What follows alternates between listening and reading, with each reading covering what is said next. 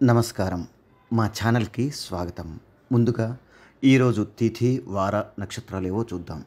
శ్రీ క్రోధినామ సంవత్సరం, ఉత్తరాయణం, చైత్రమాసం, వసంత ఋతువు, ఏకాదశి తిథి, పూర్వభాద్ర నక్షత్రం, శనివారం.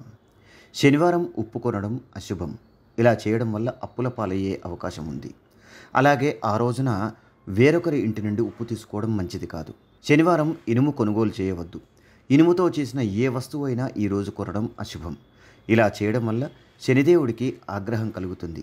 బూట్లు కొనడం సరికాదు. పాదరక్షలను కొనుగోలు చేస్తే చేసే పనికి ఆటంకం ఏర్పడవచ్చు. చేయాలనుకున్న పని సగంలో ఆగిపోవచ్చు.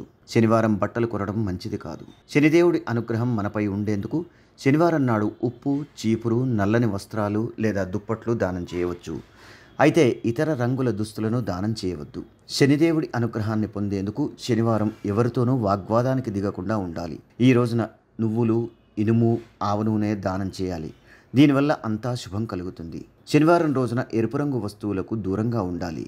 అంతేకాకుండా పప్పుల వినియోగానికి కూడా దూరంగా ఉండాలి. ఇది ఆరోగ్యాన్ని కాపాడుకోవడానికి సహాయపడుతుంది.